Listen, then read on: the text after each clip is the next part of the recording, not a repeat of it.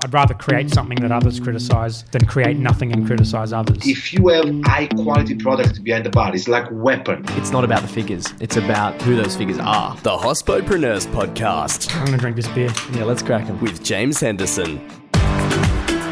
Hello and welcome to episode 90 of the Hospodpreneurs Podcast. Sean O'Mara's first company, Impos, was acquired by Jonas Software 20 minutes before we started recording, but his attention remained resolute. In true tech founder form, Sean started his entrepreneurial journey in a garage, but his recent company, Doshii, has been backed by Reinventure, an arm of Westpac, and Coca-Cola Amatil, and aims to change the way point-of-sale systems connect physical venues to the apps around them. Sean is a big believer in conceptual design, testing, and failing to learn as quickly as possible to solve problems. Hello, and welcome to the show, Sean. G'day, James. Thanks for having me, mate. Mate, it's an absolute pleasure to have you on. I'm looking forward to getting into the interview today. As you know, the first question that I like to ask is normally a crazy hospitality story, but instead I'm going to ask about a memorable hospitality experience. A memorable hospitality experience would be around 3 years ago. An old client of mine, Jono, called me up. I was over in Amsterdam at the time. He said, I've got a great business idea. And I said, okay, righto, I'm all up for it. What is it? And he said, we're going to buy a school bus and convert it into a food truck. And I said, okay. And he said, and here's the clincher. We're going to call it Dumb and Dumpling. And I was like, so me and Jono grew up loving Dumb and Dumber, the movie. So basically we did a full takeoff of Dumb and Dumber and turned it into a Dumb and Dumpling food truck. Basically. Wow. Yeah. So how themed was that? Completely themed. Yeah, so like we went to the point of even buying a limousine. So we had the same make and model and year, which is an 87 Ford GLE, if I remember correctly, limo. We had the little mini bike that they bought, and yeah, it was pretty good. Wow. And how did it go? How did the business go? Went really well for the first sort of 18 months and then sort of petered off after that. It wasn't our thing. We literally did it just to have a laugh, and we had so many laughs. Good. Well, I like that story. Well, thank you very much for sharing that one, Sean. No worries. I'd like to know why you do what you do. What is it that really drives you and inspires you? I love helping people out. I love finding a problem and then figuring out a solution to that problem, which is a big part of what I've done my whole life. I think there's nothing more rewarding than being able to look around at a team of people that you employ and see that they're happy and content in what they're doing and they're moving through life and they're on their journey and you're a part of that. And then I think from a customer perspective, you know, seeing people that are happy with your product or happy with your service is pretty rewarding. Mm-hmm. How can you tell whether people are really happy? You generally know when they're not, which is probably the easiest way to answer that question. But at the same time, it's very easy to ask someone if they're happy. What if they're not honest with you in that? Oh, look, I think you'll find most people are pretty honest. Like most people in general are honest, you know. I remember my grandpa taught me, you don't ask, you don't get. I think it's just a matter about asking and really knowing your customers and really knowing your team. And yeah, I think generally speaking, people are honest. And particularly if someone's not happy, particularly in hospitality, you'll find out about it, as everyone knows. You mentioned your grandpa there in your answer, and you grew up in an agricultural environment. Yeah, Yarrawonga. Yeah, tell us about maybe how that has influenced your way of doing business. Look, I guess I don't know any different, right? But I have had a lot of people say to me over the years that they can tell that I'm from the country. And I think that's from a sort of genuine position, I guess. Country kids, as they grow up, they have a pretty good way to deal with people because you're out on the streets, you're playing around, you're very sociable. We had such a big street where we grew up and every kid played together. And I think that really helps out your social skills, and probably in a good and a bad way, to be honest. But I would say mostly good. I can relate to a lot of different people, from country people to city people, to old to young. I can spin up a conversation with anyone. So I guess maybe that's because of my upbringing. I'm not sure. Yes. Sean, I'd like to know what it is about building those teams and seeing people happy that really is inspiring you. Look, I'm not someone that likes to sit still and wait for things to come to me. Sort of go to the ball, don't wait for the ball to come to you. I think being able to build a team and see a product get to market or a service get to market or be part of a venue opening or transitioning, etc., is a pretty rewarding thing. Why it inspires me, I guess, is because I like to see people happy. So I like to see that teams are working well together, can build and ship a product, deliver a service, promise, and then over-deliver on what that promise is, which I think is a very easy thing to do, but I think all too often it's not done, particularly within the hospitality space. Do you think people overpromise? I just think that there's a lot of undelivering, and I think everyone would agree with that across the board, not just within the hospitality space, but the easiest way to win business is to say you're going to deliver A and deliver A and B, and do that with gratitude, with a smile on your face. Do that with being open and being honest and simple things, being on time. I think that's a pretty easy way to inspire anyone. Yes. Sean, I want to go back to Impos. Tell us about how that business started. So that business started, I was involved in a couple of bars in Melbourne. I invested some money into 2 different bars when I was pretty young. I was 22 actually. And then we actually had a product installed, which was a really good product back in the day,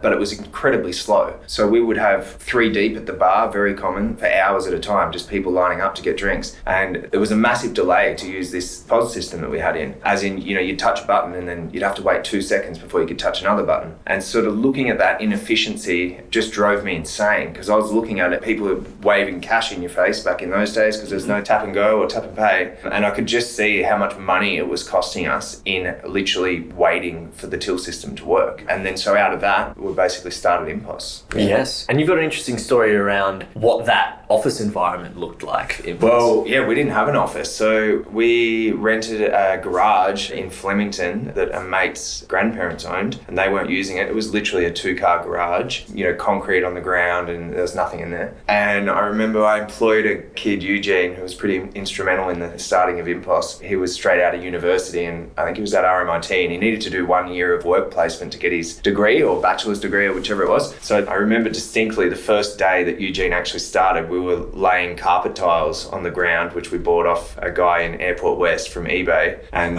he actually quit 3 times on the first day, and I kept talking him out of quitting. Wow. So yeah, we decked out this garage, definitely not fancy by any stretch of the imagination. We found a couch on the street, and that was our couch in the office. We had a mushroom heater inside, and heaps of people used to come in and say, "You can't have mushroom heaters inside." And I said, "Well, you can. We've had it for a year." Oh, wow. When you started that, you've had an announcement on this day of recording as well. Yeah, just this morning, an hour and a half ago, or 2 hours. So yeah, we just actually sold the company to a Canadian listed company called Jonas Software. So yeah, that finalised last week, and it was just announced to media today. Fantastic. To go from this previous garage into this today requires obviously an incredible number of things, but the question I'd like to ask you is around the vision that you've had to make that. Has that evolved over the years, or did you always know you wanted to exit in this sort of way? No. To be honest, I don't think anyone goes into a business that they're really passionate about, and unless they're quite strategic and have done it before. A first timer probably doesn't go into the business with the idea of how do I exit it. As I said, probably more established people would, but definitely not. So no, we had never had any dreams on exiting. But in terms of the vision and what we actually did, all we wanted to do was to create a really fast POS system. That was it. We had no other aspirations than that. As long as you could smash the orders through and the cash drawer open really quickly, that was all we wanted to achieve. We never wanted to sell to any other market except for nightclubs. Everything just then evolved organically out of that. We won a pub, and then we needed to do the restaurant layout component, table management, mapping, and moving tables, splitting tables, so on and so forth. Everything was just based off client requests. We didn't have a request system. It was just in our heads. Everything was manual. Yes. To be honest. Which is very different than what it is today. Yes. So in going through that, it sounds like you were very adaptive and reactive to what the client was asking for. Was that the case, or were you more proactive? No, to be honest, we were proactive in the sense that we literally asked people, we said, we don't know what we're doing in this particular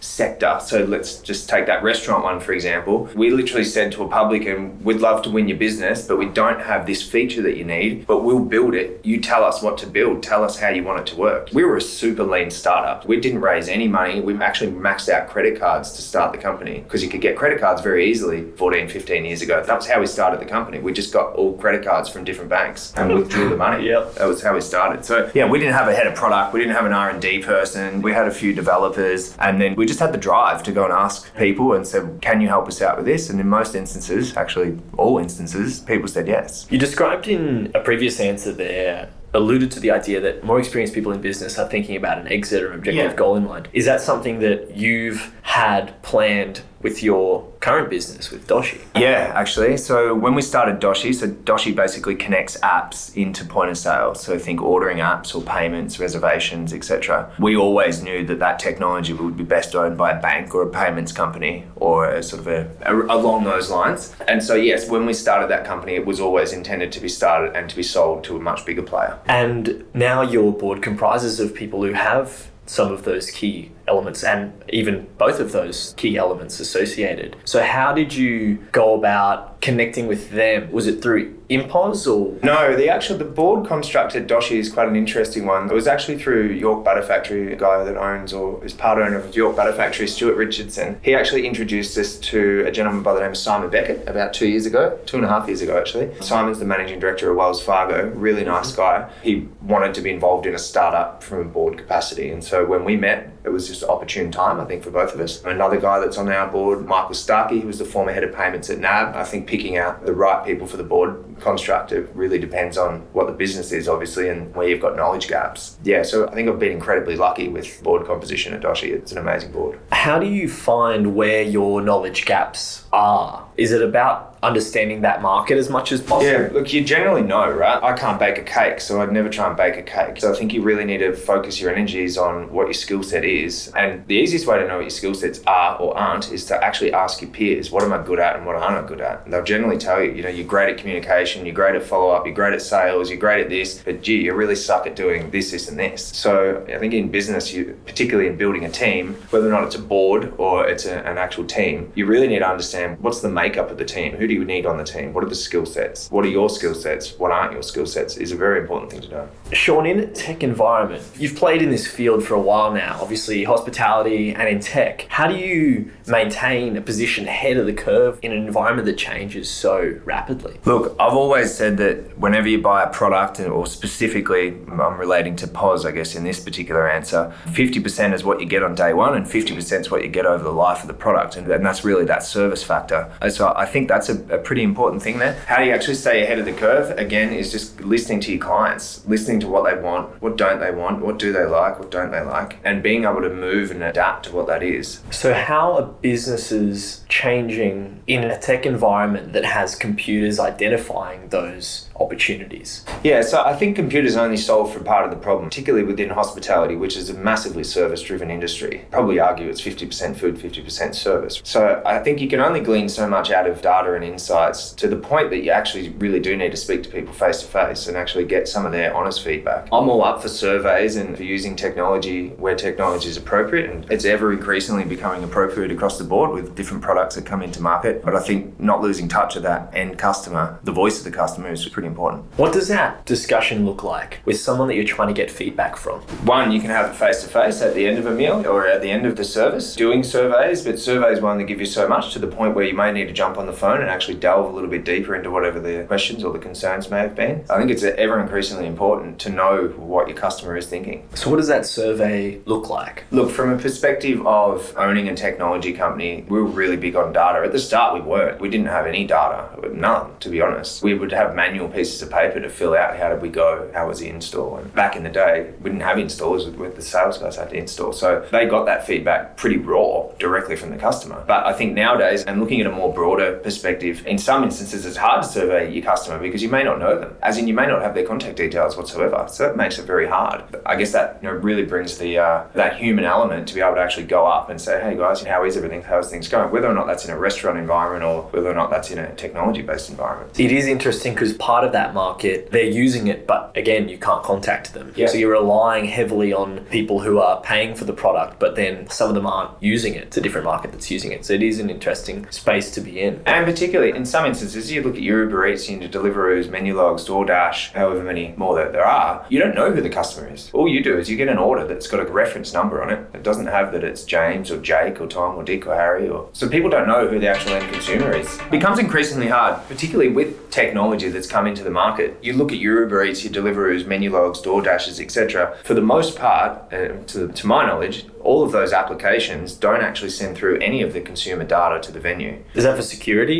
Yeah, it's for security, but it's also so that they actually own that data, being the food aggregator owns that data. So now this becomes very hard. You've now got a customer that you don't even know their name. All you do is have an order reference number that comes through. You can't contact them. They can complain back to you, but generally speaking, you can't really delve into that because they won't disclose the customer name. So you look at technology and go, okay, well, technology is all great. It's providing this, this, and this. Within that particular instance, it's really breaking that communication chain between the venue operator and the customer. What impact is that going to have longer term? Who knows? So many people nowadays are sitting at home and ordering products just with respect to that particular situation. But I think losing that human element, the service and everything that's happening within hospitality and dark kitchens and everything else that are popping up is really a decentralized model where there is no customer interaction. It's a very interesting space. Do you think that the future is holding an environment where there is predominantly no service element? I'm not sure. I think time will tell. But having a look at what is happening in the market, particularly across food and food delivery, services, apps, there are plenty. Is it going to drive down venues and service levels that are happening within a venue? Maybe, maybe not. But you've now got restaurants that are opening up that don't have any in-dining capability. They're just dark kitchens in the back of an alleyway that just do delivery,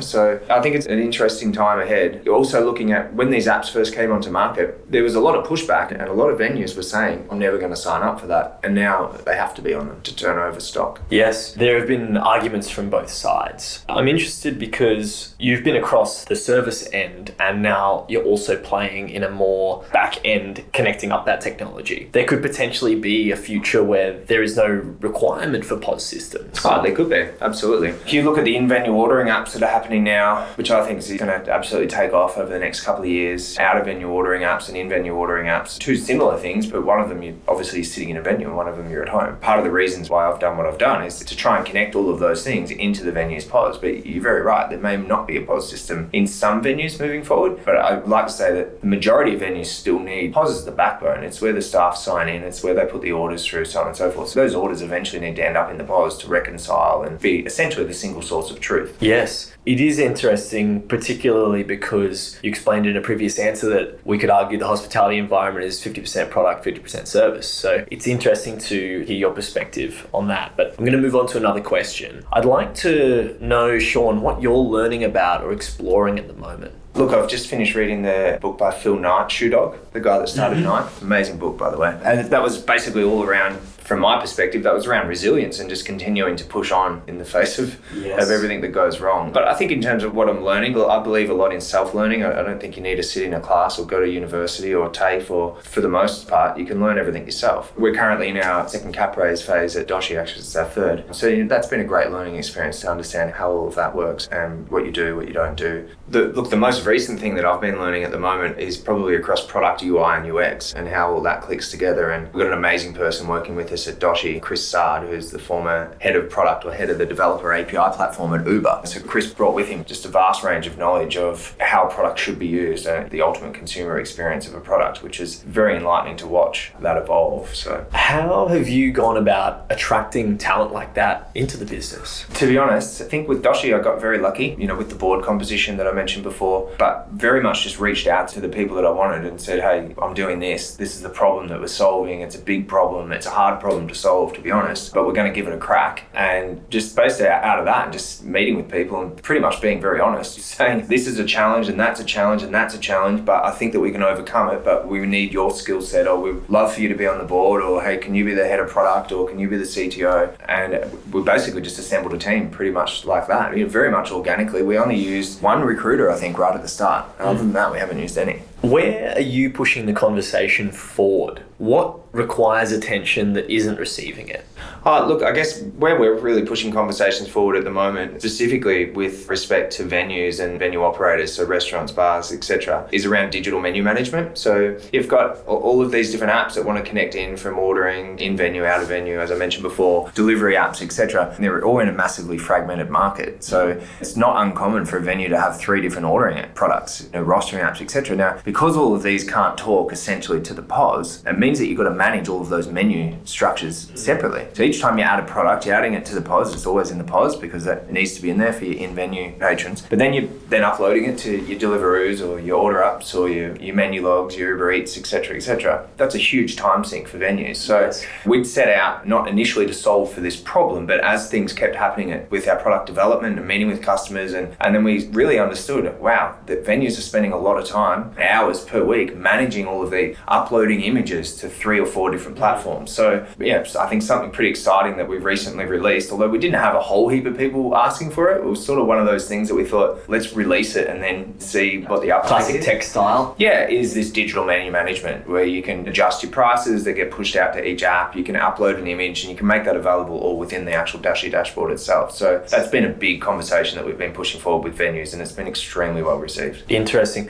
That deals with a super early microeconomic principle of menu costs. Yeah. That's just the cost associated with changing that menu. Correct. And typically venues will have different pricing structure across different apps, or specifically across in-venue versus out-of-venue. So if they're paying 25, 30% or whatever the number is to whichever app or group of apps that they've got connected through to their venue, specifically for ordering, typically those pricing structures are now higher on the apps than what they are in the venue. What sort of decrease in time required or menu costs have you found have been associated with that change? So on average, a venue that processes an order, so an order comes in from, say for example, from an app, spends around 70 seconds rekeying that order into the POS. Now, in some instances, they won't rekey it because they're too busy. They'll just throw that docket in and then they'll re-enter it in later. And this really varies from venue to venue. It depends where the kitchen is, depends where the orders come through, etc. So that just based off that alone, so you're looking sort of around your 70 seconds, so say it's a minute, right? That actually ends up costing around 50 cents in labor costs. You know, you've got venues that are processing 100 orders a night or 200-300 orders a night. They've literally got someone on full time just watching the tablets and the printers and re-entering those orders. So you're talking in some instances a couple $100, $150 a day in labor. It's huge. Absolutely.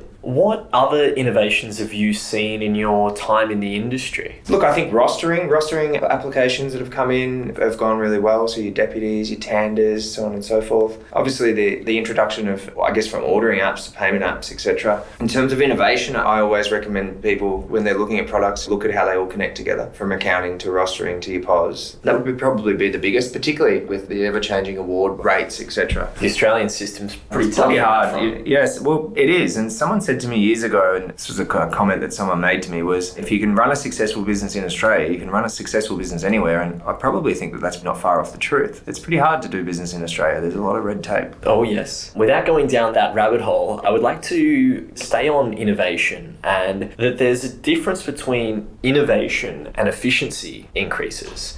For some people that line is blurred, and for others it's more clearly and distinctively different. How do you see efficiency increases with the use of technology versus innovation increases, elevating experiences? I think every business owner is looking for efficiencies, right? So whether or not that's via technology or whether or not that's just via better pack up or setup or procedures within their operation. So it doesn't necessarily mean that it needs to be technology driven. I think the advent of technology, and the reason why you would implement any type of technology, is to drive efficiencies, is to increase sales or decrease costs, or costs could be decreasing administration costs, or it could be decreasing how much does it cost to get a bum on the seat in a venue. So I think they're both very much intertwined, but they're not exactly inseparable. It doesn't mean that you can't drive efficiencies without using technology. You mentioned in one of your previous answers about having this ready, fire, aim. You didn't use those words, they're my words for it. Ready, fire, aim, a very agile tech adaptation method. And that you've also used a lot of data to drive your decisions. So how have you applied a creative process to adapt in the business world? We've had some amazing head of product people work with us over the years. I mentioned Chris, the guy ex-Uber, just before. We had an amazing person I worked with many years ago called Melissa Couples. And you would get them to run product sessions with venues, and then also just with the team that work within the company. Put lots of post-it notes on the wall and understanding, okay, what's the biggest challenge? What do you think we should develop next? That can be internal, that could be external. I think going back and asking even your staff, your frontline team that are hearing the requests from customers, whether or not that be food or technology, and then really getting them involved and saying, right, what are the questions you're being asked? What are the feature requests, or what is it that you're being asked consistently? And actually asking that question to your team, because generally speaking, the team won't speak up unless you actually pry that answer out of them. So yeah, we've done a lot of sessions over the years with multiple different people, and I would always bring someone in if I didn't think that we had the right skill set to do it, or if we didn't have a head of product at the time or whatever, we would actually go and bring someone into the business from outside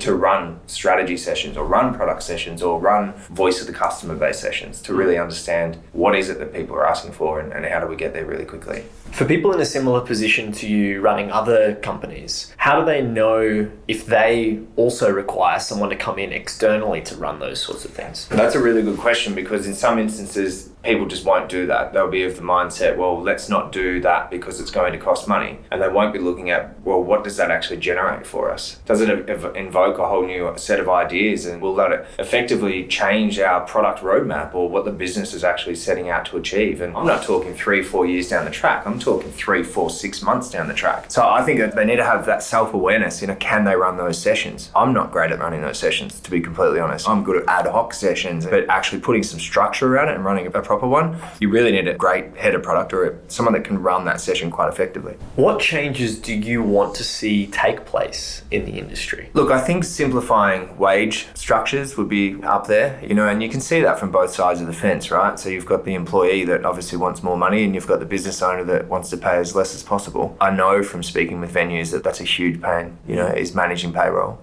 I don't think it's going to become overly simplified anytime soon. I guess from my perspective, I think payroll tax is probably the worst thing that's ever been introduced. And for me, would think that would be amazing if that could go. I'm sure if that's going to ever happen. But yeah, I think just simplifying venues, administration costs in general would be right up there. Sean, I'm going to take it in a slightly different direction and ask you who you look to model your own business development. Look, certain members of our board I definitely look to from the Doshii perspective, and I rely a lot on those guys to ask, what should I do in this situation, or these are the challenges that we're coming up against. The team that I've got at Doshii, I definitely draw a lot of inspiration and guidance off those guys. Sean, one that I like to ask is, who tells you when you're wrong? My fiance at the moment. And my parents, to be honest. I guess they're probably first and foremost if they think that I'm doing something wrong. I think over the years, I've had some staff members that would really dig their heels in and say, we disagree with this. And I really love that, because I'd turn around and go, well, why? Why do you think that way? Or, and you'd find out, okay, well, I didn't see it like that. I think it's quite varied. Looking from everything that I've done over the last sort of 17 years of being in business, I've had lots of people tell me that I'm doing something wrong, but I always want to know why. How do you know when to listen to them and when to not? Look, I generally think it's worth listening to everyone and just to at least get their perspective on it, and then I think it's up to the individual to either agree or disagree or explain why, and then move on. There's a lot of indecisions that can cause companies or businesses to collapse. Being able to make a decision, even if it's the wrong decision, fail fast, is definitely something that I've done a lot. And no decision is also a decision. Yeah, you see it. It really grates me even just driving a car, and you'll see people that just don't know if they should stop or go or turn left or turn right, and it's the people that cause an accident, right? So being able to quickly make a decision and make it, if it's wrong, make another decision and correct it. Indecisiveness in business is not great. What is your biggest challenge right now? Our biggest challenge right now is adoption of our product in market. We're dealing with a three-sided market, essentially, with what we've done with Doshii. So the biggest problem that we've got is actually driving more POSs onto our platform. Everyone loves the technology. What we've developed is quite unique and it's very scalable, maintainable, and the value proposition is quite strong. Where we've really come to, a bit of a deadlock is being able to remove the perception that we're a startup, and we are a startup, but trying to sort of give some stability to, we're not going anywhere, so come and use our technology. And that's part of the reason why we've got a board that comprises of what it does, and it's one of the reasons why we took an investment off Coca-Cola last year, is really just to sort of make sure that everyone is aware that we're a technology solution that's not going anywhere. So what needs to change sociologically? With respect to that, what needs to change sociologically is, I guess, people's perception of what we are doing. Probably raising a substantial amount of money would be the only thing that gives people that confidence that these guys are around here for some time. Is that usually the case, that money just convinces people? No, not money that convinces people. It's more the stability of what you're doing, and do you have the runway to take it through to success? And success in this particular instance would be, the company would be worth $500 million. That's what we're setting out to do. So I'm not necessarily saying raise money. And, if you remember the answer that I gave you with Impos, we maxed out credit cards. We never raised any money in 15 years, ever. Raising money through debt instead of equity. Well, yeah, but we paid it back really quickly. Yes. So those credit card loans were something that was just like a 6-month thing. But yes, you're right. I guess we did raise money out of credit cards. Finance is my background, so I like looking at it from that angle. So when would you advise people to be raising capital through debt versus equity? Either via debt or via high equity, I think it really depends on the situation of the business and how much money they need to raise. To be honest, I'm not a fan of raising money. I hate it. I think it's something it's horrible. It's a horrible thing to do. It's a process that, it's a full-time job, raising money, to be honest. To try and raise money and run a business at the same time is extremely hard. And I'm speaking from first-hand experience on that front. So I think it really depends on the situation. I think you're best to try and get everything up and running as much as you can off your own bat, if that's at all possible. If it's not possible, then you need to look for either external investor to come into the business, and then you need to be quite stringent on shareholders agreements and everything else that goes along that. Or effectively, if you've got one, putting your house on the line to try and raise debt.